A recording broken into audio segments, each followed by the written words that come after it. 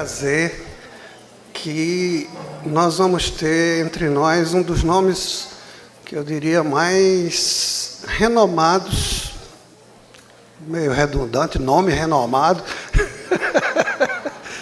mas é uma das figuras de referência nacional e internacional, né, da nossa área, que é o professor Antônio Nery Filho, que eu convido para sentar à mesa.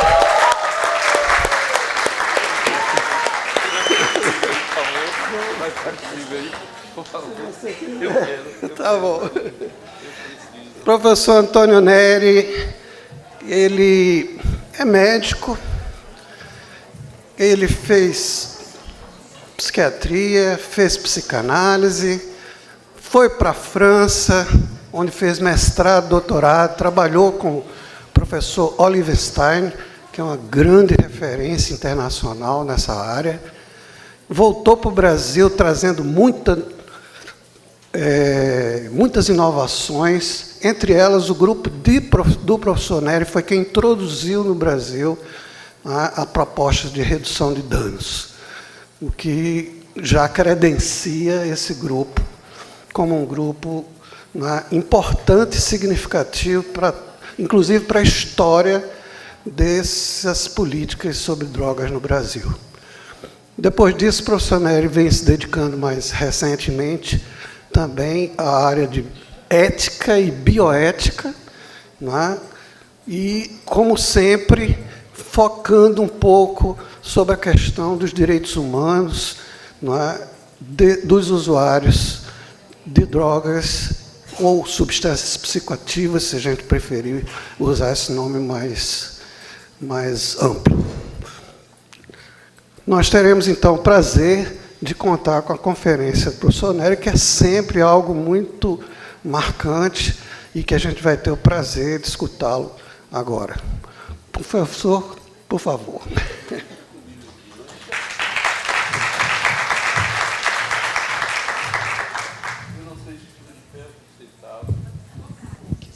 Como quiser. Eu vou começar de pé e depois eu me sento. Eu quero, em nome do professor Maurício Campelo, saudar a todo o corpo docente, a todos e todas participantes desse curso que eu considero ser um marco na história do cuidado aos usuários de álcool e outras drogas. Eu não diria só do Rio Grande do Norte, mas eu diria do próprio Brasil, porque eu tenho viajado de norte a sul e, acreditem, aqui está melhor do que muitos lugares. Eu pensei em começar essa fala sem me repetir muito, porque alguns de vocês sabem, eu já fiz 73 anos, alguns dizem que não parece, e, portanto, eu sinto a me repetir aqui e ali. E talvez eu possa ler para vocês, para começar esta provocação, que eu lhe pediria, regulasse o tempo. Quando chegar uns 15 minutos aí, ou 10, que você acha que já está de bom tamanho. Não posso falar até quando eu quiser, Maurício, porque aí não tem tamanho. Aí vira uma loucura. Portanto, eu queria que você me ajudasse, e eu vou começar lendo alguma coisa que, quando eu li pela primeira vez, me deixou entre entristecido e preocupado, porque era o retrato das pessoas com quem eu tenho trabalhado nos últimos tempos. Mas antes de ler isto aqui, que muitos conhecem certamente, talvez até no curso de especialização eu tenha lido, eu queria parabenizar a vocês todos pelo nome, pelo título que deram a este trabalho, porque vocês usam de significantes fundamentais. Um deles é qualificação, o outro é cuidado. Não é nem atenção, é cuidar. Não é ter atenção com as pessoas, mas cuidar das pessoas. Portanto, é qualificar para o cuidado. No âmbito das redes, que é fundamental, foi dito aqui. As redes somos nós. A rede é cada um que olha para o lado e diz, você é meu parceiro. No cuidado, no âmbito das redes, de atenção, aí sim a palavra aparece, em situações de uso, porque há pessoas que precisam de cuidados no uso, outros precisam de cuidados no abuso, de álcool e outras drogas. E se Maurício tivesse colocado aqui o crack e outras drogas, eu me suicidaria. Porque eu não penso que o crack possa ocupar o lugar deste significante fundamental que é o álcool. Mas comecemos por aqui. Um escritor uruguaio, chamado Eduardo Galeano, escreveu isto. As pulgas sonham em comprar um cão, e os ninguéms com deixar a pobreza, que em algum dia mágico de sorte, chova a boa sorte a cântaros.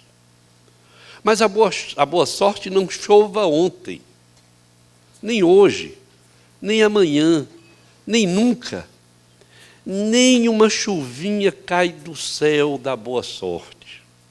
Por mais que os ninguéms a chamem, e mesmo que a mão esquerda coce, ou se levantem com o pé direito, ou comecem o ano mudando de vassoura. Os ninguéms, os filhos de ninguém, os donos de nada, os ninguéms, os nenhuns, correndo soltos, morrendo a vida, fodidos e mal pagos, que não são, embora sejam, que não falam idiomas, falam dialetos, que não praticam religiões, praticam superstições, que não fazem arte, fazem artesanato, que não são seres humanos, são recursos humanos, que não têm cultura, têm folclore, que não tem cara, tem braços, que não tem nome, tem número, que não aparecem na história universal, aparecem nas páginas policiais da imprensa local. Os ninguéms, que custam menos que a bala que os mata. Eu penso que tem de começar por aí. Alguns de vocês sabem que eu não reconheço no consumo de um produto psicoativo causa de morte. Eu tenho dito em alguns locais que o uso de um produto psicoativo é sempre causa de vida, mesmo quando a morte acontece por acidente. Isto significa que eu considero a substância psicoativa e o seu uso um sintoma, nunca uma causa. Geis Pinheiro, um sociólogo baiano, falecido aos 60 anos de idade, disse que se a droga for causa, ela é a causa do avesso da causa. E que, portanto, ele quis dizer que a droga vem sempre suprir um lugar, um vazio, vem ocupar o lugar da esperança, vem ocupar o lugar da dor, vem ocupar o lugar do impossível que este escrito de Eduardo Galeano nos revela. Os ninguéms não podem suportar esse lugar, senão protegidos por um produto psicoativo. E mais do que isso, eu voltei um pouco no tempo, e não tome isso como uma verdade, mas como uma alternativa para a nossa condição humana, e eu também aí me repito, porque eu criei uma historinha que não é minha, mas eu dei um significado a essa história e que eu chamei de uma verdade operativa, para me permitir trabalhar com os usuários de álcool e outras drogas. Alguns de vocês sabem, eu voltei um pouco à mitologia e pensei na horda primitiva, com um macho forte, dominador, que separava as fêmeas e os filhos, mas que não dispunham de linguagem, Esta horda não simbolizava, portanto, ela não tinha conhecimento nem da sua realidade, nem da realidade do outro, porque esta horda não reconhecia a tridimensionalidade do tempo, futuro, presente e passado. Quando a horda reconhece o tempo, ela se hominiza, mas ela se hominiza pelo reconhecimento do tempo finito, da finitude de cada um no tempo. Porque o tempo atravessava a horda, e com a hominização, a horda, agora humana, atravessa o tempo. Não sei se já pensaram nisso, de que nós podíamos ser atravessados pelo tempo, ou nós podemos atravessar o tempo. Se o tempo nos atravessa, nós somos passivos. Mas se nós atravessamos o tempo, nós constituímos e construímos histórias. Portanto, esta horda, ao se hominizar, ao reconhecer o tempo e atravessá-lo, reconhece a morte. E esta dor fundamental que se inaugura no reconhecimento da finitude vai exigir certamente uma alternativa construída com as coisas do mundo. E eu penso então que o encontro com o produto psicoativo lá, no tempo perdido da nossa história enquanto humanos, deve ter dado aos nossos pais originais a possibilidade de suportar o insuportável, de suportar a morte, que até hoje nos persegue num certo sentido. Também alguns de vocês já me ouviram dizer, certamente, de um outro modo a mesma coisa, quando eu penso no mito de Adão e Eva. Que dispunham de linguagem, isso é que é interessante, porque se a horda não falava, Adão e Eva sim, nasceram falantes, mas nasceram submetidos a uma ordem do não conhecimento e pelo consumo de um produto que lhes dava a vida eterna, chamado exatamente de fruto da vida eterna. Mas o que acontece com Adão e Eva é de que eles, não reconhecendo o tempo, eles não se reconheciam finitos, e como comiam todos os dias um fruto que lhes permitia viver eternamente, não havia por que questionar. Mas, conta a história, que Adão e Eva se entediaram. Eu acho que essa é uma questão que a gente devia voltar a pensar, que é o tédio. Esta condição que é pré-humana, portanto, Adão e Eva se entediam com a sua própria história, com as suas relações, provavelmente. E vocês conhecem a história da serpente que tinha uns olhinhos engraçados e estava lá enroscada naquela árvore do conhecimento, que Adão e Eva vai consumir, ou vão consumir, e vão reconhecer o tempo. Novamente, é o mesmo fenômeno. O fruto do conhecimento não era nem mais, nem menos, se eu posso dizer assim, o reconhecimento do tempo. E, portanto, o encontro desses também pais originais com a morte. E, mais uma vez, eu penso que nós precisamos significar o lugar da substância psicoativa, porque eu imagino, e por isso que ela é uma história operacional, uma verdade operacional, é de que eu imagino que Adão e Eva puderam suportar o insuportável das suas existências finitas com o aplacamento que um produto psicoativo possa ter produzido. Eu até acho que foi o álcool, pelo menos no mundo ocidental, uma espécie assim de Adão e Eva ocidentais. Por quê? Porque é possível que eles tenham tomado de um líquido, de uma água fermentada com algum desses cítricos que a natureza nos oferece, maçã, pera, limão, qualquer coisa dessa. E ao tomar desse líquido, eles devem ter percebido um apaziguamento desta dor original, deste sofrimento, é a palavra que eu acho que nós devemos voltar a ela, deste sofrimento original que nos acompanha até hoje, que é a nossa dor de nos reconhecermos finitos. Mas, Maurício, você apresentou, e eu lamento que tenha tirado, mas eu reconheço ali a universidade, provavelmente, eu lhe agradeço ter colocado a foto de Paulo Freire, a quem eu tenho retornado ultimamente. Eu confesso com uma certa vergonha que durante muitos anos eu li Paulo Freire terceirizado.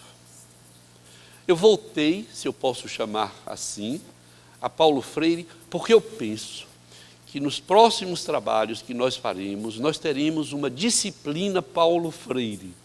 Nós vamos precisar voltar a ele. E nesse meu retorno, o meu encontro com Paulo Freire, eu descobri coisas muito parecidas com essas que eu acabo de contar a vocês aqui. Paulo Freire reconhecia a nossa incompletude e dava a esta incompletude um valor fundamental. Ele diz exatamente isso. Os humanos são seres inacabados e se reconhecem como tais. Todos os seres vivos, as coisas do mundo, são inacabadas. Entretanto, nós humanos fazemos referência constantemente à nossa história. E isso é interessante porque nós nos reconhecemos inacabados. Se fosse só isso, nós não avançaríamos muito. Entretanto, estes seres inacabados que vão se considerar humanos, nós vamos fazer saltos na história. E nestes saltos, nós vamos descobrir coisas graças a uma outra condição que Paulo vai nos colocar como fundamental, que ele vai dizer, é a curiosidade. A curiosidade nos obriga à busca. Portanto, diz ele, a curiosidade é o motor do conhecimento. Sem a curiosidade não há nenhuma possibilidade de saber. E ele dizia isso com relação à educação. E eu penso, com relação ao sofrimento e à nossa história enquanto humanos. Foi a curiosidade, foi a busca movida pela curiosidade que nos fez encontrar no mundo das coisas, ou nas coisas do mundo, aquilo que nos aplacou. E, portanto, o que eu estou dizendo até agora é que, longe de ser um fator de morte, nessa perspectiva, as substâncias psicoativas são um fator de vida, são causa de vida. E Paulo vai dizer, os humanos, diante deste sofrimento e dessa busca, eles inventam a esperança. E ele diz o seguinte, que me parece muito interessante, e nesse sentido eu interrompo a minha aventura freiriana, para retomar no outro sentido.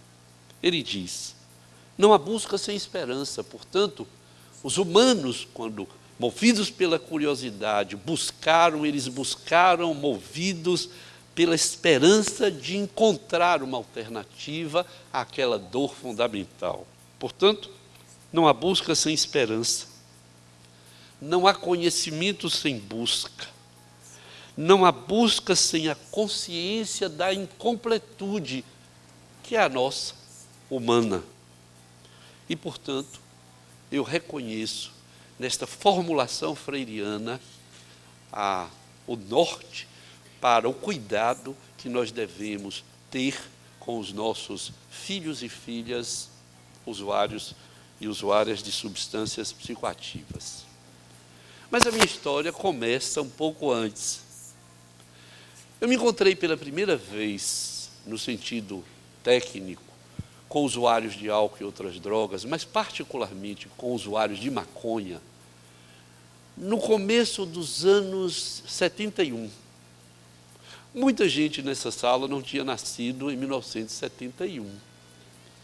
Eu me formei médico e o meu professor de psiquiatria perguntou se eu queria trabalhar no manicômio judiciário, hoje casa de custódia e tratamento. Eu estava decidido a me casar. Eu encontrei uma moça que aceitou minha proposta. Eu devo dizer a vocês, entre parênteses, que não era uma coisa fácil, porque hoje eu sou um senhor de cabelos brancos, mas naquela época eu era terrivelmente feio, eu era uma pessoa difícil de ser digerida, aliás, eu devia dizer de difícil digestão, para não dizer outra coisa.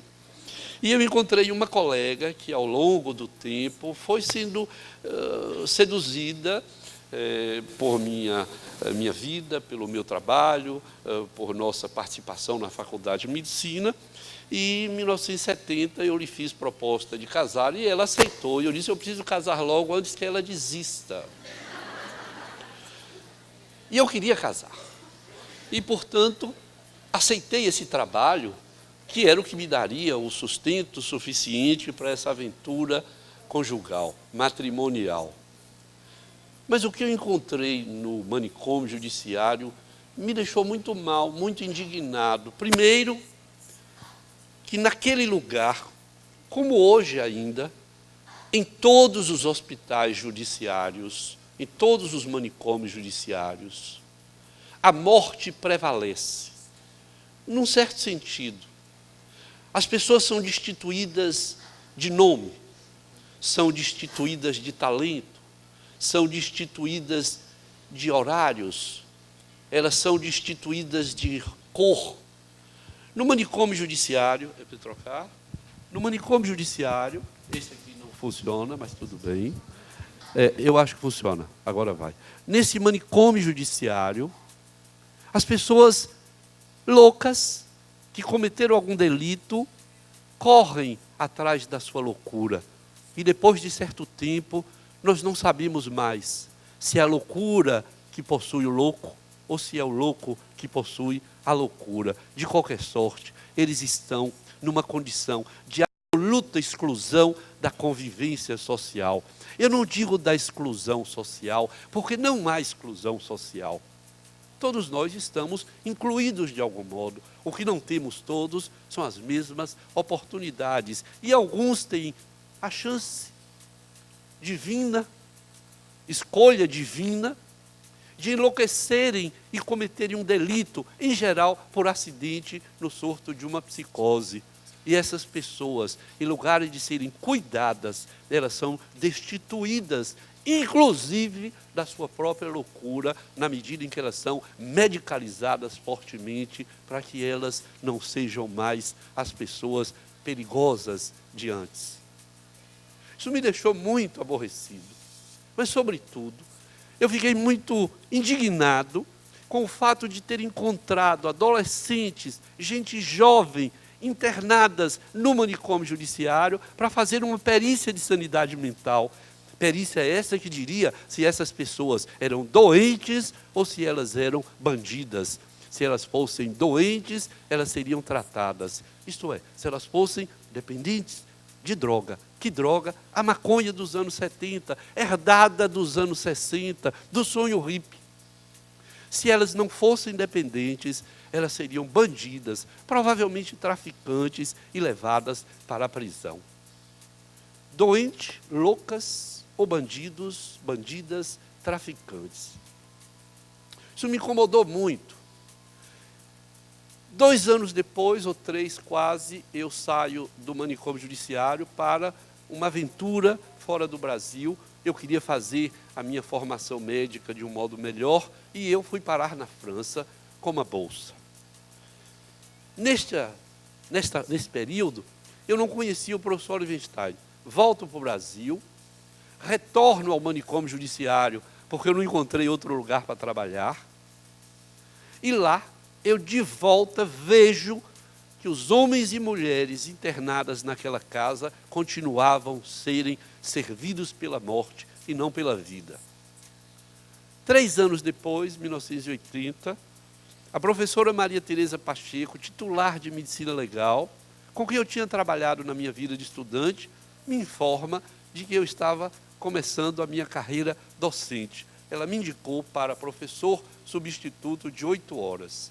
Depois 12, depois 20, depois eu fui atropelado por um trem do MEC e tornado professor, eu diria em francês, à part entière, isto é, eu me tornei professor da Faculdade de Medicina da Universidade Federal da Bahia. Aí a coisa muda, aí a minha história muda, porque eu retomo a minha indignação com relação ao manicômio judiciário e aquelas pessoas internadas para a perícia, e começo a conversar com meus alunos, não sobre a psiquiatria forense, mas sobre a questão da dignidade humana.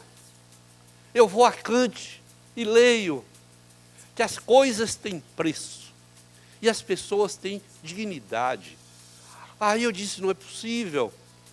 Não é possível cuidar daquelas pessoas daquele modo, viver daquele modo, porque o fato de serem loucas não as destitui de dignidade do ponto de vista kantiano. Ser humano é ser dignidade. A dignidade define a própria condição humana, portanto, não há de se falar em restauração da dignidade, perda da dignidade, favorecimento da dignidade. Os humanos são dignos por definição, não importa a condição em que eles estejam. Portanto, isso me deixou muito irritado dizer, mas como se trata essas pessoas como se elas tivessem sido destituídas de dignidade, o que não seria possível, nem mesmo com a morte, porque ser humano, repito, é dignidade, é ser digno.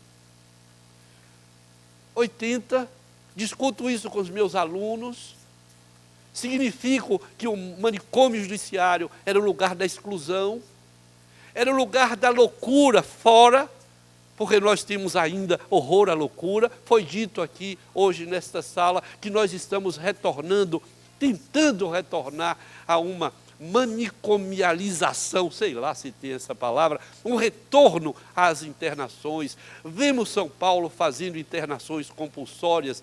Aquilo que deveria ser a exceção está em São Paulo se tornando regra. Internar compulsoriamente. Podemos discutir um pouco isso. Pois bem, eu mostrei aos meus alunos que a loucura não estava fora, que a loucura estava exatamente em nós, tanto verdade que nós a excluíamos no mecanismo de negação. 1983, escrevo para o professor Claude Olivenstein e digo a ele, professor, eu queria conhecer um toxicômano, porque eu estou convencido que os meus irmãos, filhos, filhas, na Bahia, não são toxicômanas. Eu não encontrava crack porque não existia naquela época, ou se existia, estava começando. Eu reconhecia pessoas cheirando cocaína aqui e ali e vivendo suas vidas. Eu reconhecia o uso de maconha como sendo aquilo que mais atormentava as famílias, pais, mães, escolas, policiais. Eu encontrei policiais enriquecidos pela maconha.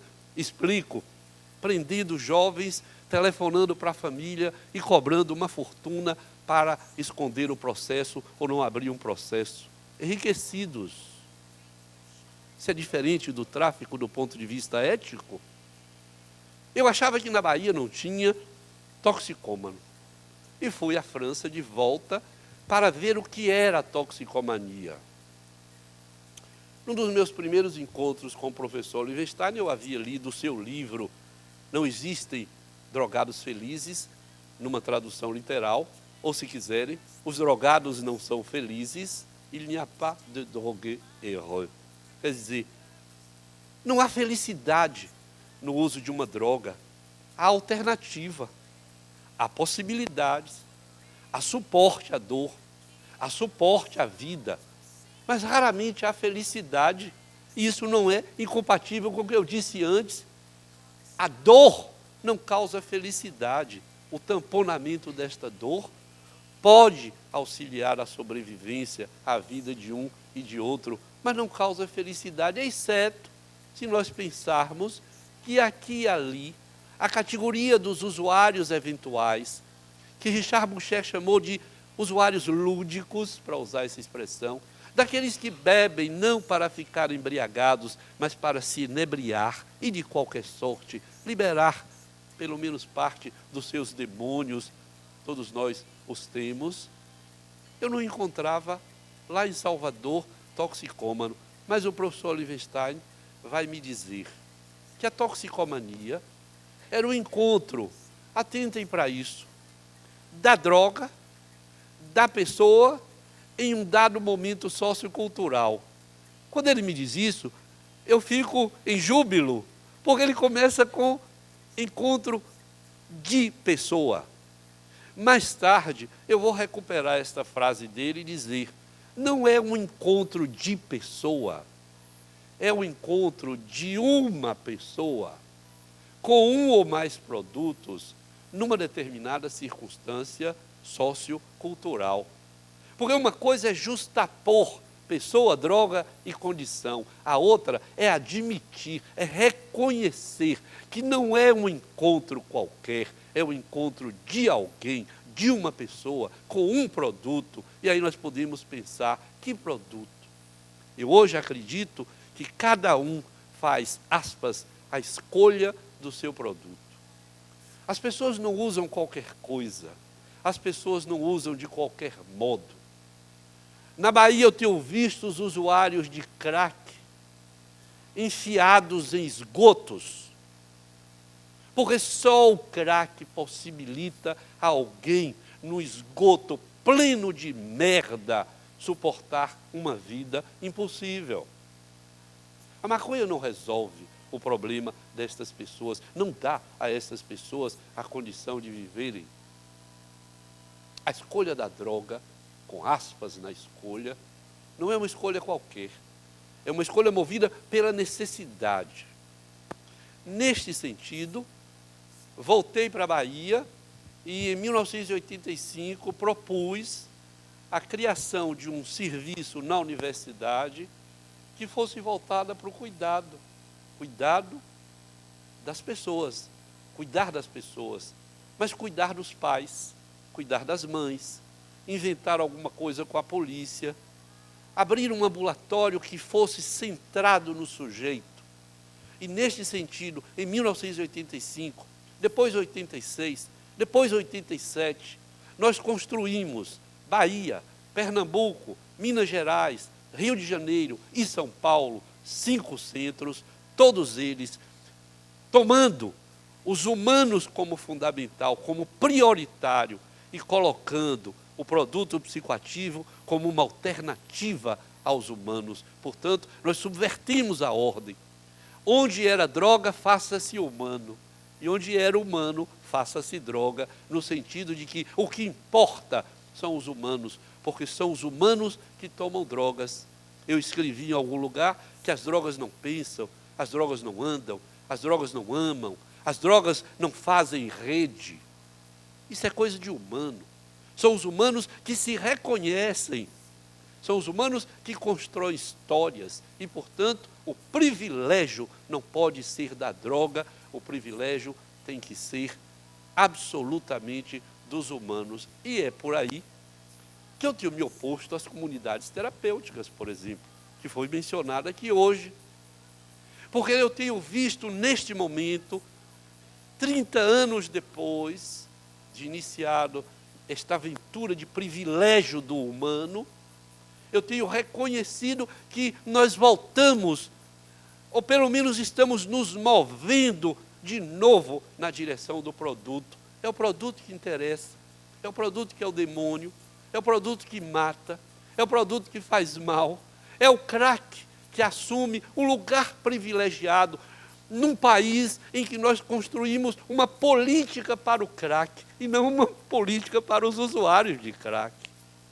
A nossa política fala do crack, fala pouco do álcool, fala pouco das outras drogas, não diz nada dos humanos, não fala no modelo 1, se quiserem, usuário eventual ou experimentador, 2, o eventual, 3, eu poderia dizer, os verdadeiros toxicômanos ou dependentes químicos, se quiserem essa palavra. Nossa lei não leva em consideração isso. A nossa lei recente, ela é estigmatizante, ela é exclusora. Há quem queira que a lei se reconfigure definindo o bem e o mal pela quantidade de drogas utilizadas e nunca pela história do sujeito. Também foi dito aqui. Nós precisamos, diante de cada um usuário deste ou daquele produto, perguntar: quem é você? Aliás, isso me lembra a história das mães, quando eu fazia clínica, que me traziam um pacote imenso, enrolado em vários jornais. Eu já sabia que ali tinha alguma maconha contaminante. E eu perguntava, depois de me dizerem, meu filho está usando maconha. E eu perguntava, quem é seu filho? E eu repito sempre a mesma frase, porque ficou até hoje nos meus ouvidos, de uma mãe me responder, meu filho é Marcelo.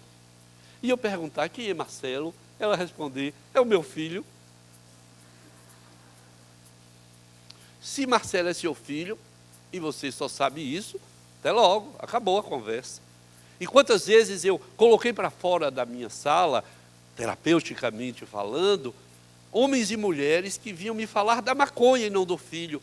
Eles sabiam algo sobre a maconha, mas nada sobre os filhos. Eu até criei uma outra historinha, que eu não sei se vocês já ouviram por aí, os cílios lagartixa e os cílios jacaré. Eu chamava de filho lagartixa os filhos que não tinham possibilidade de matar o pai, de matar a mãe. Porque lagartixa, que lá no Amapá se chama de osga, eu não sei porquê, talvez aqui seja também lagartixa, é uns bichinhos que andam pelas paredes, medroso, branquinho, tem umas que são mais escuras, outras são meio marrom, mas são medrosos. E eu dizia aos pais, se o seu filho for lagartixa e ele usar um alucinógeno, ele será uma lagartixa alucinada.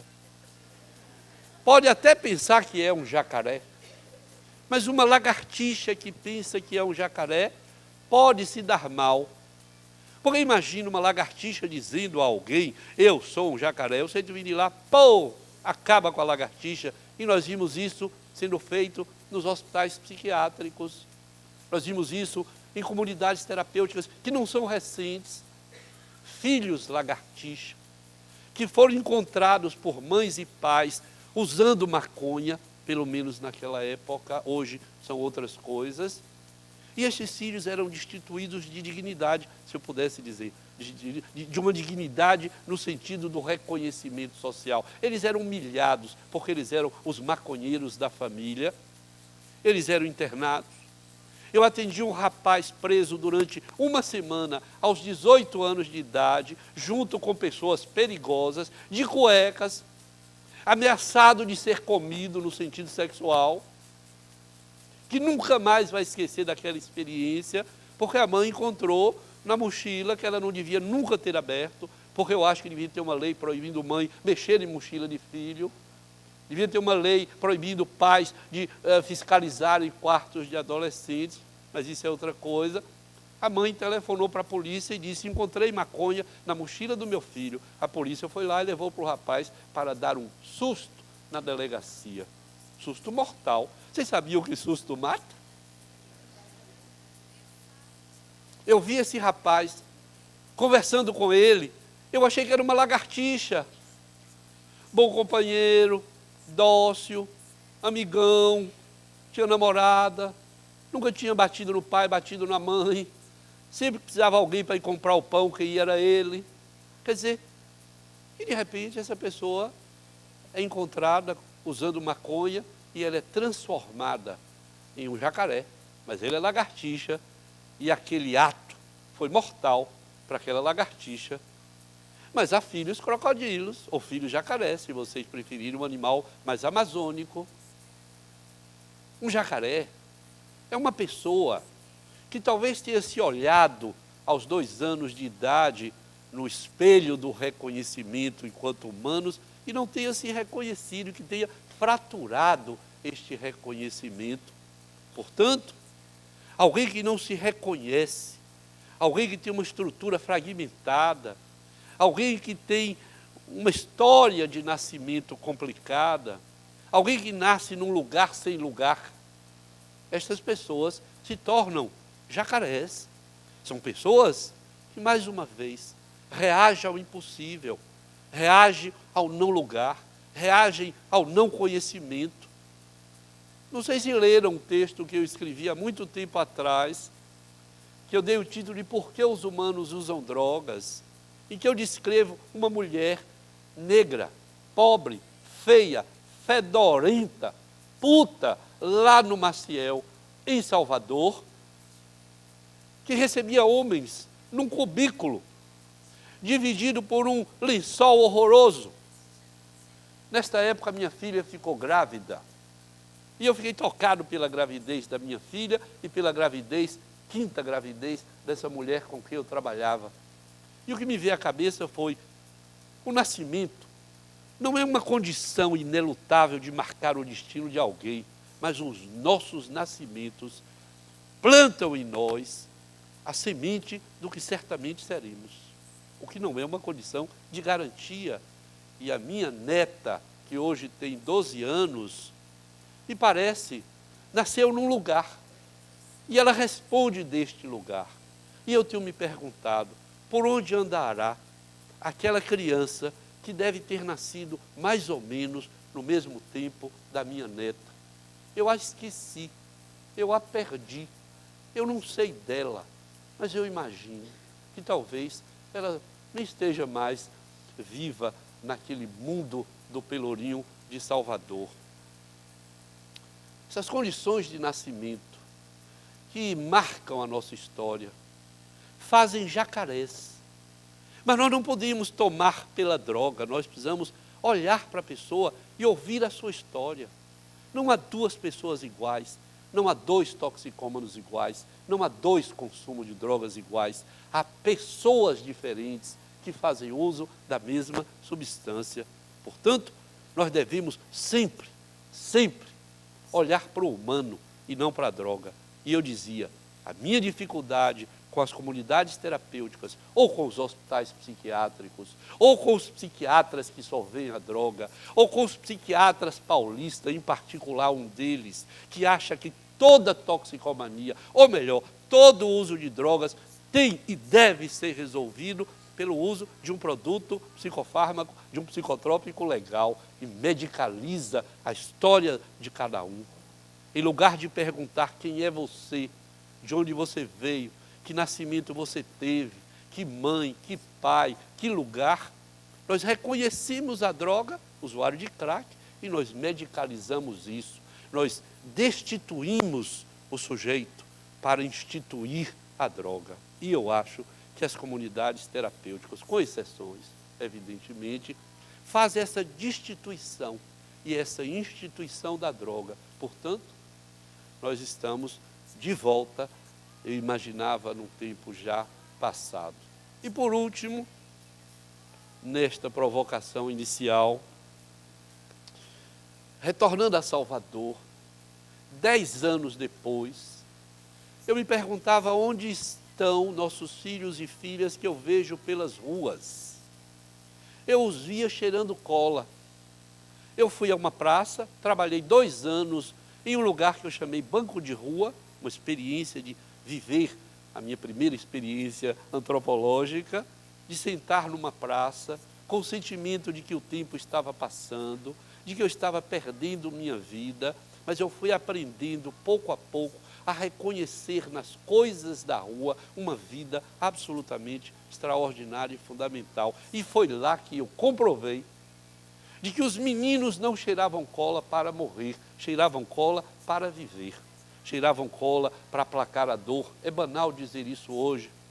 Cheiravam cola porque fisicamente doía, e a cola aplaca, é um sedativo cortical, portanto, não há dor que sobreviva à cola de sapateiro, mas é preciso cheirar a cola todos os dias. Eu aprendi isso na rua. E porque nossos filhos não iam ao centro, eu achei que o centro devia ir aos meninos, e é nesse momento que a gente inaugura os consultórios de rua, que acabaram. Os consultórios de rua não deveriam ter acabado, serem substituídos pelos consultórios na rua. Pelo contrário, eu estou tentando agora em Salvador reimplantar os consultórios de rua para trabalhar com os consultórios na rua, porque a atenção básica e saúde mental devem fazer aliança, uma não exclui a outra, pelo contrário. Eu verifiquei que os meus colegas dos consultórios na rua entravam pelo corpo das pessoas, mas não encontrava a alma. E eu sei que os consultórios de rua entram pela alma e necessariamente encontram os corpos. Logo, é preciso aproximar a atenção básica da saúde mental. Estamos tentando.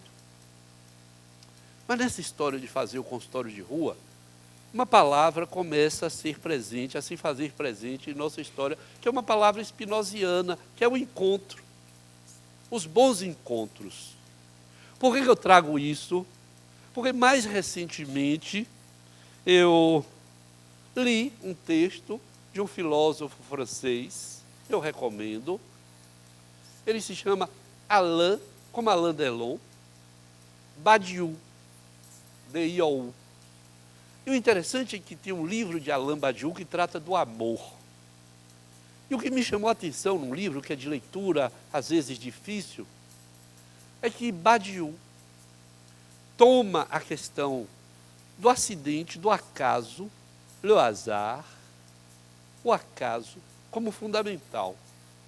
E ele vai dizer, falando do amor, que o amor nasce no acaso. Em outros momentos ele vai dizer que o amor nasce do acaso. E que o acaso 1 encontra com o acaso 2.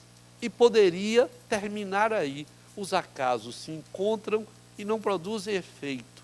Mas atenção, se o acaso for fixado, se o acaso se tornar o ponto de partida para uma história, no caso amorosa, o acaso deixa de ser um mero encontro para ser alguma coisa que se constrói. Aí eu pensei, mas com relação ao trabalho que a gente faz na rua, é a mesma coisa. Isto é, muitos de nós vai à rua e encontra pessoas, e eu colocaria aspas nesse encontro, não encontra. É acaso com acaso, não há história. Eu, inclusive, tenho dito aos meus colegas que trabalham nas ruas, é melhor não ir às ruas do que ir às ruas e não ser capaz de construir histórias a partir do acaso. Então eu tenho dito que os consultórios de rua, na rua, todos nós que vivemos as experiências de rua, precisamos ter claro de que cada vez que saímos, nós estamos nos colocando disponíveis para o encontro, com E maiúsculo, encontro de potência, bons encontros spinozianos, mas não basta isso. É preciso que nós sejamos capazes de, ao fazer o encontro, construir história com este encontro, o que não significa construir uma longa história. Eu não sei quantos de vocês nesta sala já se sentou na rua com alguém que você nunca viu, conversou uma só vez durante um tempo e não mais esqueceu aquela história. O que é isto? Isto não é um mero acaso? Porque se porventura aquele ou aquela que me encontrou me esquecer, talvez do meu lado eu não a esqueça. E, portanto, uma história está construída do meu lado, na minha reflexão, na minha alma, no meu sentimento, no meu reconhecimento. Porque eu não duvido de que a redução de danos que você tocou, Maurício, não é senão encontro, por acaso, com pessoas e a possibilidade de construir uma história. E o que é interessante, não é uma história qualquer, é uma história que se constrói no olhar. Hoje eu digo que a redução de danos é uma questão de olhares cruzados. Eu lhe reconheço, eu lhe encontro e reconheço, no acaso.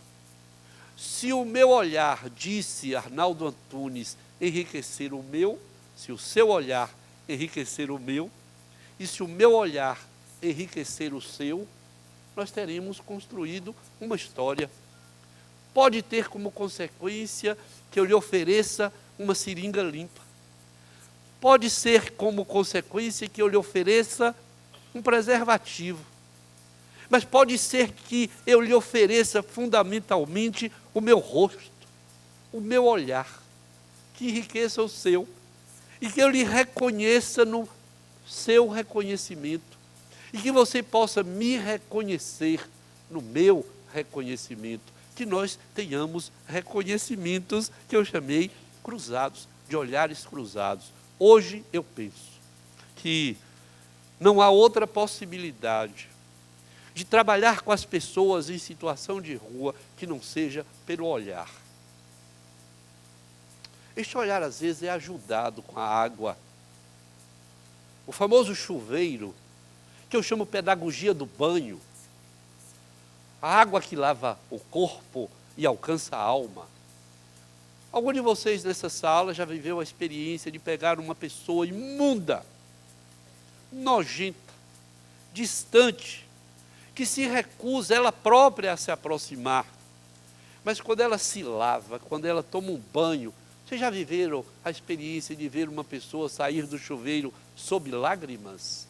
Como se aquela água tivesse entrado pelo corpo, alcançado a alma e saído pelos olhos. Estou de volta ao olhar. E essas pessoas nos olham e dizem: você não está com mais nojo de mim e eu não estou mais com medo de você. E os nossos olhares são ressignificados pela água. Será que esse é o verdadeiro batismo do qual se fala no texto sagrado? Que João, mergulhando o Cristo na água, transformou em quê? Em homem? Vocês já viram alguém sair do sanitário chorando, que eu chamo pedagogia do cocô? Vocês já conversaram com alguém que nunca tinha colocado a sua bunda num vaso sanitário e que durante toda a sua vida fez cocô atrás de uma árvore ou no pé de alguma montanha dessas da vida? Vocês já viram alguém sair com a bunda limpa e feliz? Nós fazemos isso desde pequeno. Nós ganhamos um piniquinho bonitinho. Logo, logo a gente aprende a sentar num vaso sanitário. Mas há pessoas que nunca sentaram num vaso sanitário e, portanto, elas nunca fizeram cocô com dignidade. Vou usar essa palavra. E eu tenho chamado, lá no nosso container, que tem um chuveiro e um vaso sanitário, o container do cocô e do banho, da pedagogia do banho e da pedagogia do cocô. Mas se fosse só merda e água, eu estaria aqui dizendo bobagem. O interessante é o modo como as pessoas nos olham depois do cocô. Ontem eu estava no avião e tinha uma pessoa que eu acho que era boliviano, que levou meia hora no sanitário. Eu digo, coitado. E tinha uma fila enorme. Eu digo, eu não queria ser ele, porque quando ele saiu, todo mundo teve de vontade de perguntar. O cocô estava difícil, não foi? Então nós todos olhamos para ele, é isso que eu chamo o olhar que denuncia o cocô do sujeito. Mas lá na rua, quando alguém entra no nosso container e sai, ela não é acusada de ter demorado, ela é reconhecida numa pedagogia do cocô. É isso que eu queria significar para vocês. E, portanto, eu penso que dessa conversa descosturada que é a minha, tem coisas que precisam ser tomadas seriamente. Uma é a pessoa. A droga tem que ser levada a sério também. As circunstâncias socioculturais também. Mas há de se fazer o reconhecimento primordial dos humanos. 2, o rosto, a face. Os humanos se tornam humanos, não nascem humanos. Eu fiz uma foto com uma barriguda grávida que está linda ela, está ali a barriguda, cadê ela ali? Fizemos uma foto, a barriga linda, tem umas barrigas que não são tão bonitas, eu conheço. Mas a sua está uma barriga muito legal, redonda, plena. Mas atenção, a salvação do seu filho é o seu reconhecimento. Este é o meu filho. Ele não vai poder lhe dizer quando nascer, esta é a minha mãe. Mas para que ele mais tarde diga, esta é a minha mãe, se faz absolutamente necessário que você antes diga, este é o meu filho. Porque é no seu reconhecimento que o seu filho se reconhecerá Portanto, é uma questão de face. As mulheres sabem que quando colocam o filho no peito, o olhar da mãe tem uma equação física que é absolutamente imbatível, que é os olhos do filho se encontram com os olhos da mãe. Aí eu tenho dito a algumas mães que veem televisão, não tenho nada contra, mas que vê a novela da Globo amamentando, e de vez em quando elas descobrem que o filho está com a boca aberta procurando o peito, que o peito está na televisão. Aí tem um problema, porque o que a criança quer não é só o peito, ele quer um peito acompanhado de um olhar de reconhecimento. Então tem humano, lugar do nascimento, face, olhar. Encontro, são palavras fundamentais. Encontro que produz efeitos. Encontro que é em geral acaso. E aí eu concluo sempre dizendo que o acaso se torna história. Caso contrário, o acaso não passa de acaso. Estas são as coisas fundamentais que eu acho hoje precisamos cuidar. E eu espero, mais talvez do que esperar, eu tenho certeza que esse trabalho que você fez certamente não tornou cada um dos seus alunos um especialista. E Deus os guarde de serem especialistas, mas que tenha aberto, Maurício, janelas, portas, mas sobretudo, eu acho que no seu próximo curso, você deveria colocar como uma condição sine qua non, de que tenha um grande espelho do tamanho de uma placa como esta da porta, e que todas as pessoas passem pelo espelho, demorem um pouco, olhem para a imagem e se perguntem: espelho, espelho meu, que merda de sujeito sou eu? Ou, se vocês quiserem, tem variantes. Espelho, espelho meu, que merda de trabalho faço eu. Tem uns que são mais avançados, dizem que porra de trabalho é este que eu... Enfim, o que me interessa é que as pessoas possam entrar e se olhar ao sair. E é no final deste entrar e sair, se reconhecendo, que estas pessoas poderão cuidar das outras. Mas é preciso que, fundamentalmente, elas possam ter, antes de cuidar do outro, que elas sejam capazes de se reconhecerem e cuidar de si, cada um. Porque disse o filósofo, e com isso eu termino, que nós só podemos dar aquilo que possuímos. Portanto, para que eu possa suportar o outro, é preciso que eu seja capaz de me suportar. Concluo. O melhor espelho talvez não seja este espelho mecânico aí, físico, que eu estou colocando como alternativa. Talvez esse seja o espelho inicial, porque o verdadeiro espelho do professor é o aluno. O verdadeiro espelho do aluno é o professor. Às vezes esses espelhos não refletem. Não refletem. O aluno não reflete o professor, porque o professor não tem imagem, não é visto. Às vezes o professor não reconhece o aluno, porque o aluno não reflete a imagem. Quando isso acontece, é um desastre. Mas o melhor espelho para nós que trabalhamos com pessoas, eu nem toquei nisso, vulneradas, são as pessoas que estão nas ruas. São as pessoas quando elas falam conosco, quando elas nos olham e se reconhecem no nosso olhar. Isto é o verdadeiro espelho. Essa é a verdadeira relação especular. Não vou voltar a isso, está longa essa história, mas por aí vocês devem procurar e cuidar desta outra palavra que a gente usa com certa frequência, que é vulnerabilidade.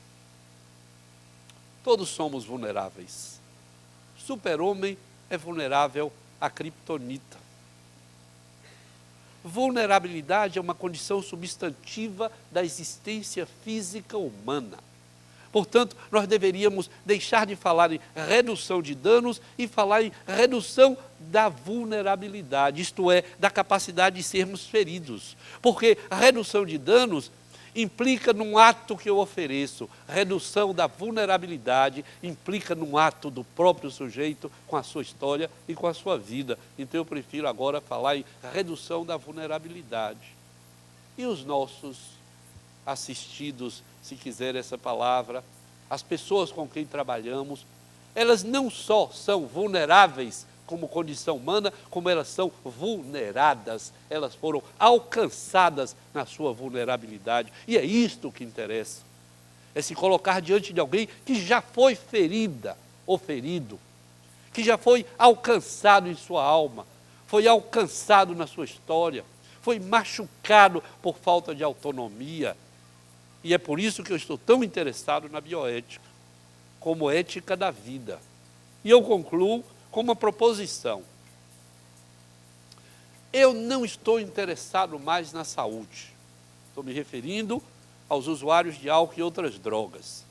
É evidente que eu sei que tem gente que faz uma pneumonia por uso de crack e precisa de cuidados. Mas todas as pessoas que fazem pneumonia precisam de cuidados. Eu não estou interessado de modo algum no que diz respeito ao uso de drogas, a essa dicotomia. Ou é saúde ou é lei. Se tomar a história, verão.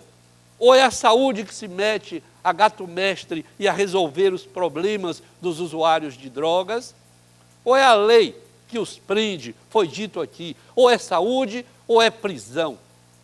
A minha proposta e é o meu trabalho nos últimos 5 anos, e eu espero pelos próximos pelo menos 10 anos, menos, se eu chegar até os 80 só faltam 7, eu trabalharei no sentido de sair desta dicotomia e dizer que nós precisamos inserir as questões relacionadas aos usuários de álcool e outras drogas na agenda dos direitos humanos. Ou nós trabalhamos reconhecendo as pessoas, colocando-as na dimensão dos negros, dos gays, das mulheres, das crianças, e saímos desse lugar da saúde ou desse lugar da lei, ou nós veríamos a 4ª década, se eu tomo o início em 1985, nós veríamos a 4ª década fracassada.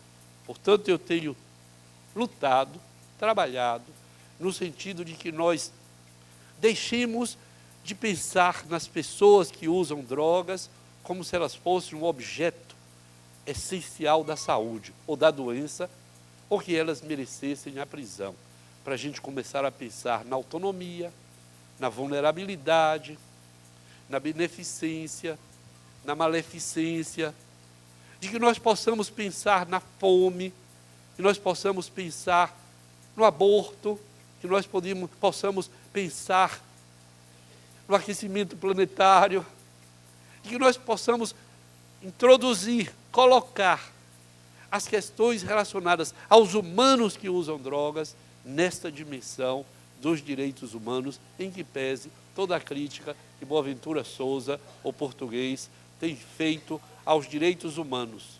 Ele tem dito, em nome dos direitos humanos, muita coisa ruim tem sido feita, mas na ausência de uma coisa melhor, ainda são os direitos humanos o que nós devemos, sobre o que nós devemos nos apoiar. É um pouco uma história da democracia.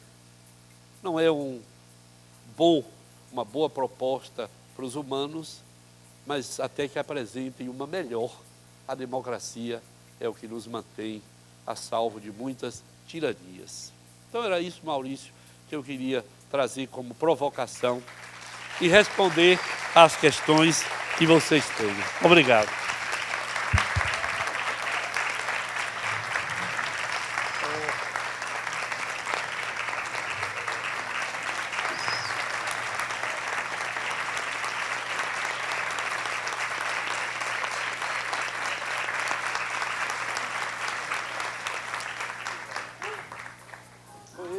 Ele se levantou, vocês se levantaram por causa dele. Muito bem. É sempre um prazer ouvir o Nery. É sempre essa voz que nos acalenta, que nos estimula, que nos provoca, que nos dá a possibilidade de sempre ter algo para refletir. E eu agradeço a ele por esse encontro que foi marcado há um ano. Há um ano atrás eu convidei o Nery para encerrar esse ciclo do CRR, da segunda edição do CRR. Aceitou e nós ficamos felizes depois de toda uma correria, de toda uma perda de avião. Mas deu tudo certo e tivemos a oportunidade de trazê-lo aqui para falar para vocês. Mas acho que não deve ficar só na fala do Nery, que foi maravilhosa. Eu acho que, antes de tudo, a gente deve aproveitar esse momento, desse encontro, desse acaso, que não foi tão casual, para que vocês tenham a oportunidade de dialogar com ele. E eu gostaria de abrir, então, a palavra para todos que estão aqui. Evidentemente que nem todos vão poder falar, porque senão a gente passaria mais de um ano. Mas espero que algumas falas venham a se colocar para que o professor Nery possa dialogar um pouco com vocês. Está aberta a...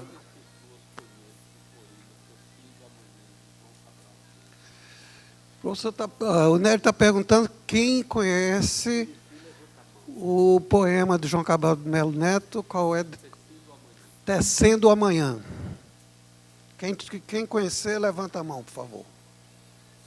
Então eu vou ler. Então, eu acho fundamental, porque eu acho que já economiza muita pergunta. E que tem a ver com o nosso trabalho. Dá uma reduzida no tamanho das perguntas, na frequência.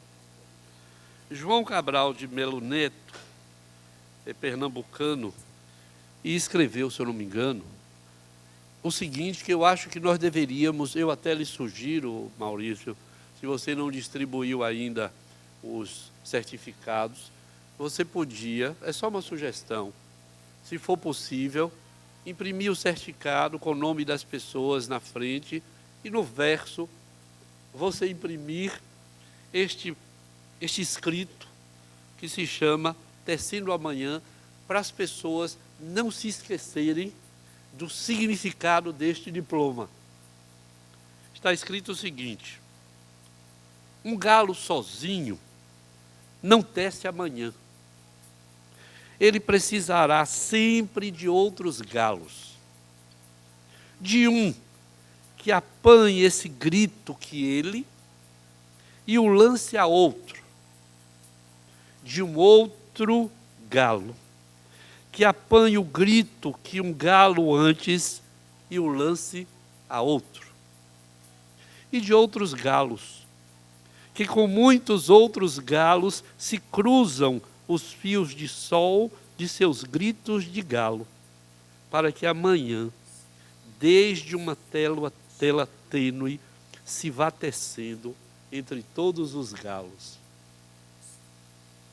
e se encorpando em tela, entre todos, e se erguendo em tenda, onde entrem todos, se entretendendo para todos, no todo, amanhã, que plana, livre de armação. Amanhã, todo de um tecido tão aéreo, que tecido se eleva por si só, luz, balão.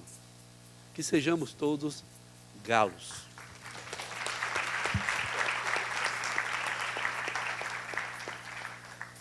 Muito bem. Quem deseja usar a palavra?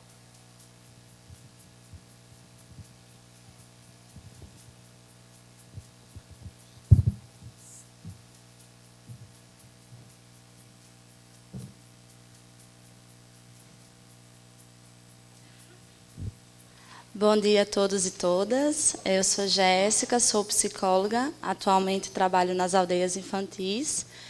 E eu tenho 2 questionamentos com relação ao cuidado à pessoa usuária de álcool e outras drogas.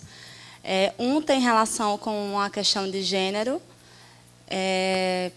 Depois que eu comecei a trabalhar nas aldeias e que eu passei a ter contato com as famílias das crianças que estão, acolhidas por nós, algo que me chamou muito a atenção foi uma demanda de uma mãe que tentou iniciar o tratamento no CAPS-AD e o CAPS-AD, ela não pôde continuar o tratamento no CAPS-AD porque lá não existia a possibilidade de cuidar de uma criança pequena que ela tinha. E aí, aqui em Natal, não sei se essa também é a realidade de Salvador, mas aqui em Natal a nossa educação infantil municipal ela é questão de sorte. Então, existe um sorteio e as mães que são contempladas nesse sorteio podem matricular seus filhos nas unidades de ensino. As que não são, têm que esperar a sorte chegar.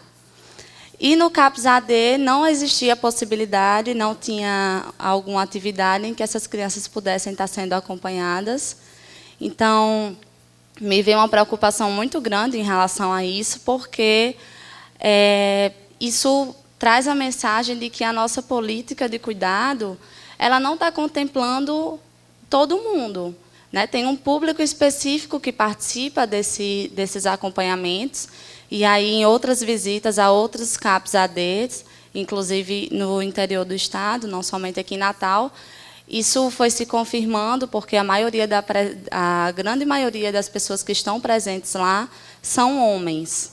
Então, eu acho que está na hora da gente pensar também uma possibilidade de receber essas mães e pensar uma alternativa para essas crianças, tendo em vista a nossa realidade, onde a gente não tem como encaminhar para a creche, simplesmente fazer o que nesse caso foi feito com essa mãe, dizer que ela tem o prazo de até tal dia para que essa filha esteja numa creche, numa unidade de ensino infantil, e que ela possa retornar para o CAPS. Um outro questionamento é com relação à adolescência, em relação aos adolescentes que estão fazendo uso de substâncias psicoativas. Tem me inquietado muito, e não só depois das aldeias infantis, já era uma inquietação anterior a isso, as políticas sobre drogas que a gente tem para os adolescentes, e não só na política já para o adolescente que está em situação de uso abusivo de substâncias psicoativas, mas também prevenção. E eu gostaria de ouvir um pouco assim, das experiências em relação a isso, se o professor puder falar um pouco dessa questão das políticas voltadas para a adolescência. Quem mais que... Olha aqui. Boa tarde. Eu também sou psicóloga, inclusive ela é da minha turma, da qualificação. E essa primeira questão que você... Seu nome? Maria Alice. Essa primeira questão que ela levantou é uma questão interessante e que, às vezes, passa despercebida da gente mesmo que é profissional. Eu já trabalhei um curto período no CAPS, num CAPS-AD, Ceará Mirim. Hoje eu estou no CRAS, em outro município, de Touros. Mas essa realidade que você falou é uma realidade que existe. Predominantemente, os nossos usuários do CAPS-AD, onde eu trabalhei e onde eu venho tendo contato, são homens. E isso não quer dizer que são homens que usam drogas, né? Existem muitas mulheres que estão nessa situação, muitas delas em situação de rua, que eu tenho contato. Inclusive, conheço uma, especificamente, nesse atual momento da minha vida, que está com uma questão muito forte de se resolver com relação à internação, porque ela tem uma criança pequena e não tem como, aqui no estado e até em outros, ter vaga para acolher ela e a bebê dela. Então, quantas e quantas mulheres, né, passam por essa situação e não têm esse cuidado e esse acolhimento por parte dos profissionais e das instituições. Simplesmente porque a rede humana ela é engessada pelas diretrizes, pelas políticas que já estão, né, lá regidas e qualificadas, e a gente tem que obedecer.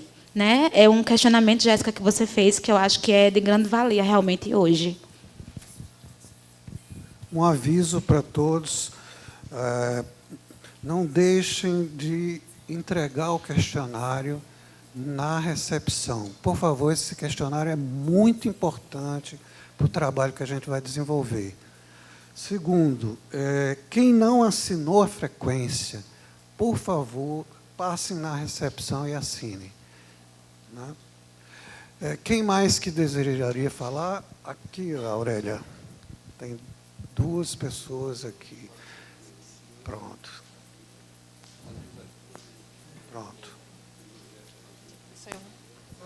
Vamos ver que às vezes tem pós-convergência. Olá, boa tarde a todos e a todas. Naísa Santos, o meu nome. Eu estou articuladora no projeto Redes da Fiocruz, 3º ciclo aqui em Natal.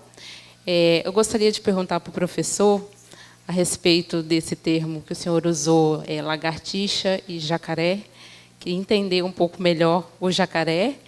E assim, se eu estou entendendo corretamente, como é que esse uso que fazem dos termos filho do crack, mães do crack, né? Que recentemente a prefeitura de Natal falou, né? Levou no comitê gestor que a Câmara, né, aprovou um projeto, né, que tem esse nome, Mães do Crack, né, Celânsia? E aí, assim, eu fico muito preocupada, né, com essa questão, né, de como desumaniza as pessoas e humaniza o objeto, né, a substância, enfim. Então, gostaria que o senhor falasse um pouquinho sobre isso. Muito obrigada. O que eu quero, não quero fazer a pergunta e quero agradecer. Por quê? Porque esse curso só nos trouxe, assim, na minha concepção, me ajudou muito, pelo menos a parte de abordagem, a parte como lidar com eles, que tinha algumas coisas que eu tenho 29 anos na área, mas não aprendi nada. Tenho 33 anos em sala de aula, trabalho com dependente químico e com álcool, porque sala de aula a gente trabalha, certo? E na horta com apenados e carcerários também. Em presídio eu tenho 29 anos, certo? Não só aqui em Natal, mas nos outros estados. Eu gosto de fazer esse trabalho voluntário, certo? É um trabalho que eu faço voluntário, amo o meu trabalho. Agora, eu aprendi muito, muito com esse curso, certo, professor Maurício? Espero que o senhor abra mais porta, porque essa foi uma porta muito grande, muito boa. Espero que o senhor abra muito mais. E, referente ao doutor, eu agradeço pelas palavras dele, que trouxe muito conhecimento, muitas coisinhas, que também vou pesquisar, porque deixou muitas coisas para abrir leque aberto. Certo? Então, eu só agradeço essa oportunidade de ir aqui. Muito obrigada.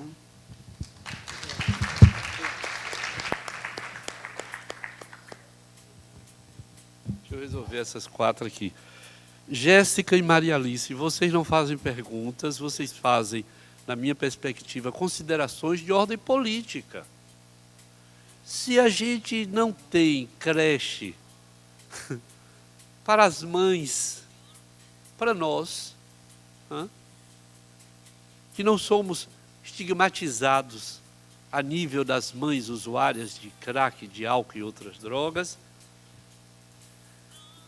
se nós temos do lado de cá uma proposta do Estado, a nível aqui, Estado com E maiúsculo, não é Natal, nem Rio Grande do Norte, mas de poder público, que reconhece, sob esse nome, Mães do Crack, como se as mães parissem pedras de crack. As mães vão parir filhos que circunstancialmente usam crack. eu me oporia a esta formulação com todas as forças que eu tiver. Aliás, eu lhe peço permissão para, no meu programa de rádio em Salvador, domingo, eu tocar nessa questão, mas no sentido oposto. Nós não podemos chamar filhos do crack, a não ser que a gente reconhecesse que o crack era a mãe. E se for assim, o problema não é o filho. Porque se eles são filhos do crack, as mães é que são crack. Se forem mães do crack, são mulheres que vão parir crack, vão parir filhos crack. A questão volta novamente para a mãe. Já se disse que a questão é da mulher. Eu continuo achando que é. Por várias razões, esse lugar privilegiado é da mulher. Lacan se formula, que foi lá, o que era a mulher? Que veio la femme? Ninguém sabe essa resposta, mas isso é outra questão. Então, eu me oponho a essa formulação. Eu não discuto, a não ser no sentido de dizer, nós não podemos criar grupos chamados mães do crack. Sim.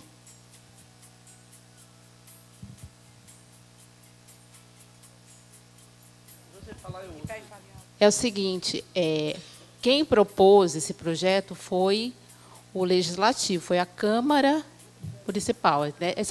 Não, porque ficou a impressão que foi a Prefeitura de Natal. Eu só quero deixar explícito que não foi a Prefeitura de Natal. Não se preocupe, a gente vai fazer esse habeas corpus preventivo.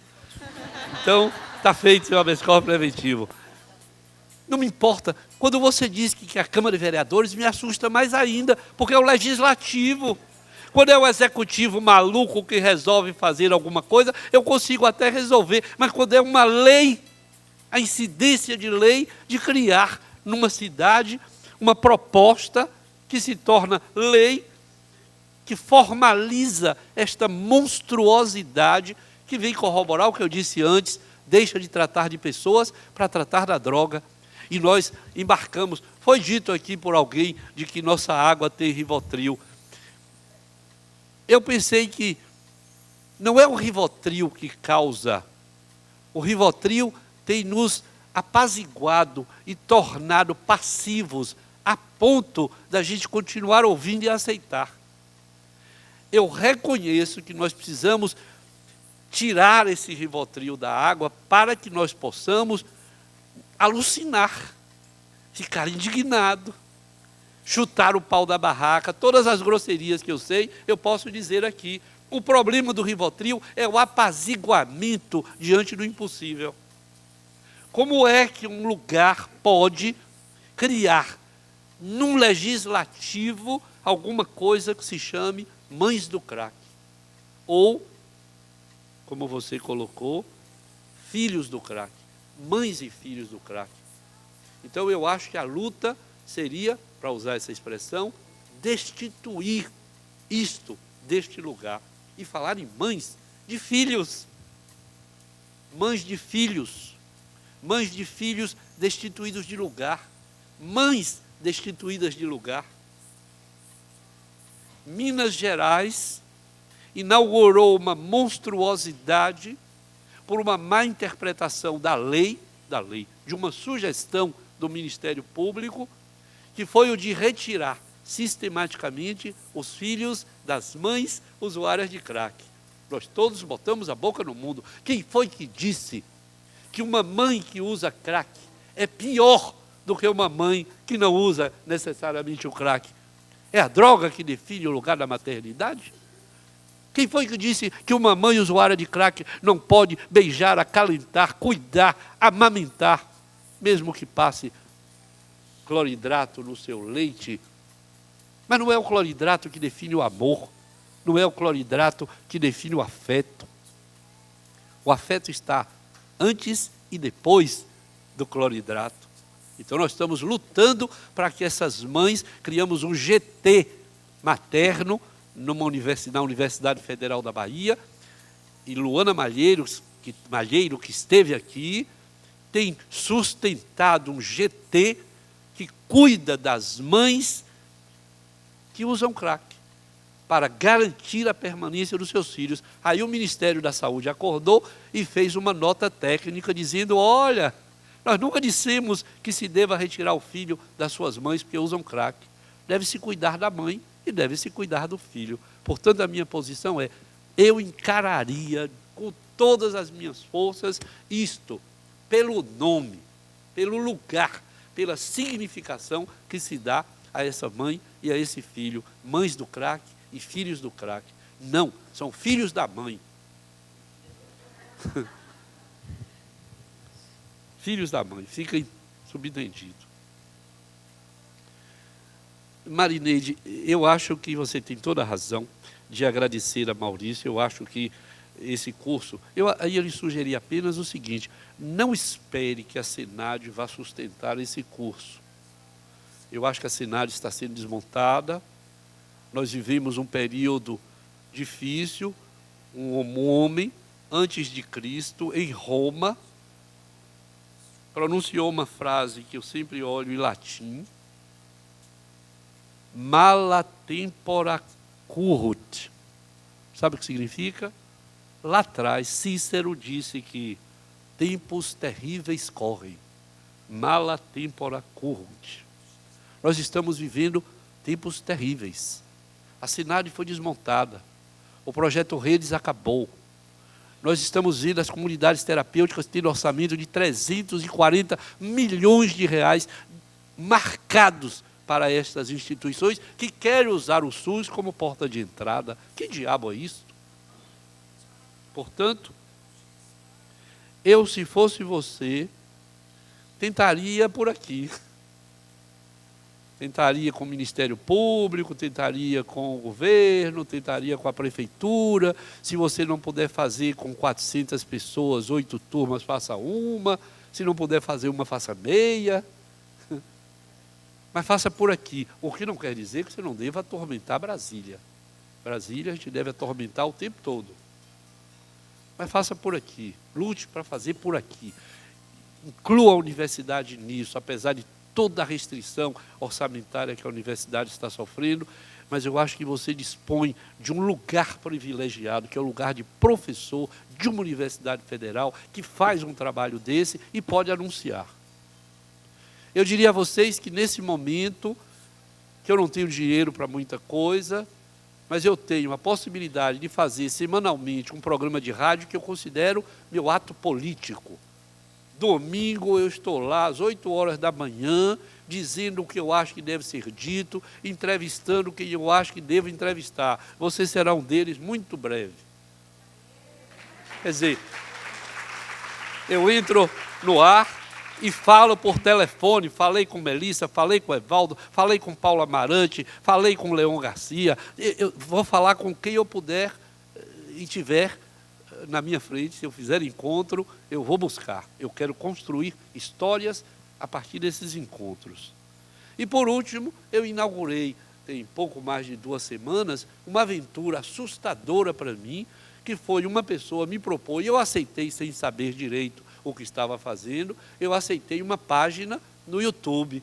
Então eu agora estou botando a minha cara no YouTube para dizer isso que eu disse aqui, e outras coisas, e ouvir o que as pessoas vão dizer, porque eu acho que isso é um ato político, dizer não a essa significação de mães do crack. Nós temos de dizer mães sem creche. Vou voltar a Jéssica e vou voltar aqui a Maria Alice. Nós precisamos batalhar. Eu não gosto dessa palavra lutar, que ela ficou toda, mas nós devemos trabalhar, porque eu acho que é o trabalho que resolve. Não só por creche para as mulheres que usam drogas, ou que têm filhos que usam drogas e elas precisam acompanhar, mas para as mulheres todas que vão parir e não têm onde deixar seus filhos.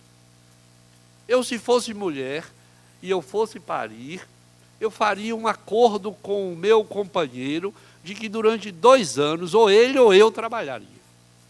Porque eu não posso compreender como alguém pode parir e ficar com seus filhos na mão sem saber o que fazer. Construindo o impossível. Vendo as crianças passarem por sufocos inadmissíveis. Portanto, Jéssica, não é uma questão simples. Eu acho que essa é uma questão política.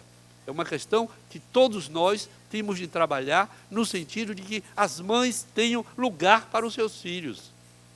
Eu morro de vergonha desse país por certas coisas. Eu não sei se eu me envergonho tanto pela roubalheira dos políticos. Eu acho que para a roubalheira é cadeia e não vergonha. Mas eu tenho ficado muito envergonhado com o descuido que este país mantém com relação à educação. Descuido, para usar uma palavra. As escolas cada vez piores, as escolas públicas, cada vez mais a educação se torna um comércio. Eu deixei de trabalhar agora numa faculdade porque eles baixaram a média de entrada a um nível insuportável para mim. Dito de outro modo, quantos tem? 50, precisa de 60, chama mais 10. Ah, mas esses 10 não tiveram mais do que um na prova, mas não tem importância, nós precisamos de 60, só tem 50. Quer dizer, nós deixamos de fazer o acolhimento pela competência, mas por uma necessidade econômica, de regular o que se ganha. A Devray está comprando a psicologia brasileira. Fortaleza, Pernambuco, Bahia, Minas, São Paulo, não sei por aqui. Quer dizer, nossa psicologia vai se tornar uma mercadoria de uma empresa norte-americana, onde nós estamos. Agora, o problema é que nós temos um bocado de gente que recebe R$26 por hora aula. E se não der aula, não recebe dinheiro. Quer dizer, você trabalha feito um condenado para receber R$400 no final do mês? A Devray não sobrevive sem psicólogo, mas os psicólogos sobrevivem sem a Devray. A medicina sobrevive sem planos de saúde, mas os planos de saúde não sobrevivem sem a medicina. Agora nós precisamos entender isso. Então nós precisamos trabalhar para que nós possamos ter escola, para que nós possamos sair desse nível de vergonha, para que nós possamos, escolarizados, instruídos, alfabetizados, para ser freirianos, emancipados, quer dizer, que nós sejamos capazes de pensar nosso próprio destino, de pensar. Nós possamos exigir das pessoas a creche. A creche é uma consequência da nossa capacidade de indignação e de trabalho, e de luta, e de reivindicação, e de cobrança. 2018 vem aí, é nossa chance, apesar de eu não estar vendo assim um céu de brigadeiro, mas pelo menos a gente vai chutar alguns, eu espero, na próxima eleição. Então, Jéssica e Maria Alice, eu acho que nós precisamos trabalhar. Mas Maria Alice diz assim, os CAPs são geralmente para homens. Lamentavelmente, os homens usam mais drogas do que as mulheres, mas atenção, as mulheres usam drogas e a gente não vê. As mulheres sempre beberam, mas as mulheres eram muito mais inteligentes, elas bebiam em casa. Ninguém via. As mulheres foram beber agora na rua, então a gente está vendo agora as mulheres bebendo na rua. Precisamos ter não só CAPs para mulheres, como mulheres com filhos, como nós precisamos ter melhores CAPs AD. Em Salvador, outra vergonha, tem 2 CAPs AD. Um não recebe ninguém há um ano e o outro nunca funcionou efetivamente como CAPs AD3. Então, uma cidade de 3 milhões de habitantes tem um CAPs fechado e um CAPs que nunca abriu direito. Que diabo é isso, pelo amor de Deus? E eu tenho batido nisso. Como resolver essa questão? Fazendo política. Me perguntaram outro dia por que eu não me candidatei a um cargo eletivo. Eu disse porque eu não resolvi um conflito. Não resolvi. Eu nunca aceitei ser eleito em nome ou pelo trabalho ou pelo sofrimento das pessoas. Eu não aceitei me candidatar porque a minha eleição se faria através do sofrimento das pessoas. A quem me diga, você está errado, você devia ter aceito, como outros tantos nessa sala poderiam ser. Mas é um conflito pessoal, eu não consegui. E eu tenho um colega se eu posso chamá-lo, lá em Salvador, que teve 125 mil votos. Ele tem 1.000 pessoas numa casa, de todo tipo. Quem pode cuidar de 1.000 pessoas numa casa? Agora, o meu problema não é com ele. Quando uma mãe bate na porta do Estado, o Estado não tem porta. Então ela não pode nem bater na porta do Estado, mas quando ela bate na porta daquela clínica chamada Doutor Jesus, a porta se abre. Então o meu problema não é com ele, é com o Estado, que não tem CAPS decente para as pessoas buscarem nas suas necessidades. Com isso eu acho que a gente abre uma outra discussão, que é uma discussão política. Não basta, Maurício, ser um bom técnico. Adorei quando eu conversei com Ana, que ela me disse que aqui tem uma formação em política pública. Tem que colocar essa questão no curso de política pública. Não é só dizer ao sujeito político é aquilo outro, você faz assim, você faz assim. Tem que trazer as questões fundamentais para serem discutidas na formação de gestores, de pessoas que vão criar, vão administrar, vão gerir políticas públicas. Se a gente não fizer isso, ficaremos neste lugar em que estamos. Mas educação, por um lado. Segundo, a saúde. E terceiro, a habitação. Há quem coloque uma quarta coisa, que seria o transporte. Mas eu estaria satisfeito se nós olhássemos melhor para a educação, para a saúde e para a educação, para a habitação nesse país. Eu acho que a gente poderia mudar o rumo das coisas. Mas para que isso aconteça, vai ser necessário que a gente coloque um espelho na porta da nossa casa e que todo dia ao sair de casa, a gente olhe para o espelho e pergunte: espelho, espelho meu, que filho da puta sou eu? E o espelho vai dizer: filho da puta, é isso que você é. Pronto. Um dia você muda, passa a ser outra coisa. Quando você for, aliás, um dia nem dizer filho da puta, porque fortalecendo que as putas não são legais. E eu, se fosse prefeito de algum lugar, eu erigiria uma estátua de homenagem. Estou dizendo eu, porque a minha constituição como pessoa me fez, na minha cidade, no interior, convivendo com putas. Vou contar uma historinha. A minha casa era a última casa da rua de família. Pode? Então, eu cresci entre as putas. Dancei, trepei, me ferrei, me apaixonei por uma chamada Nazaré. Meu Deus!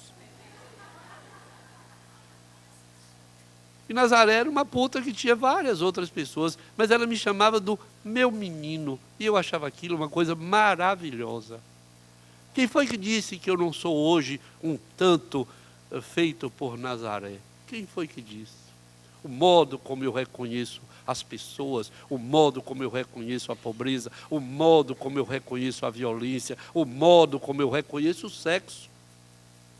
Eu tenho certeza que foi Nazaré que me fez. Quer dizer, eu, se fosse então prefeito de uma cidade, eu faria num lugarzinho discreto uma estátua de uma mulher bem bonita, legal, e quando me perguntasse o que é isso, eu responderia: isso é uma homenagem às putas do passado. Porque hoje tem umas que eu não sei como é, e uns putos que eu não sei o que fazer. Mas isso é outra história, não? Muito bem. Foi muito bom, mas o horário está já, né, bem avançado, né? Eu gostaria de agradecer imensamente a participação do Nery, né, com todas as histórias que ele trouxe para contar, com toda essa experiência que ele trouxe para apresentar para vocês. Eu gostaria de agradecer a presença de todos, as palavras amáveis da nossa aluna Marineide, né? Fiquei muito satisfeito de ouvir o seu depoimento, né?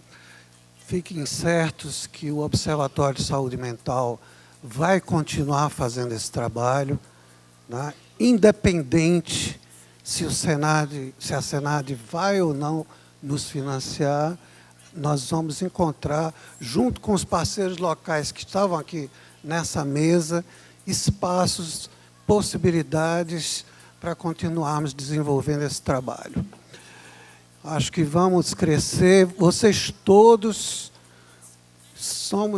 estão reconhecidos na nossa agenda, né? O observatório vai continuar conectado com vocês.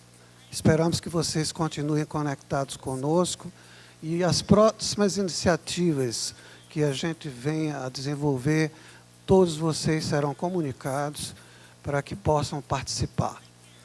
Ok? Felicidade para todos e um bom trabalho na volta para casa.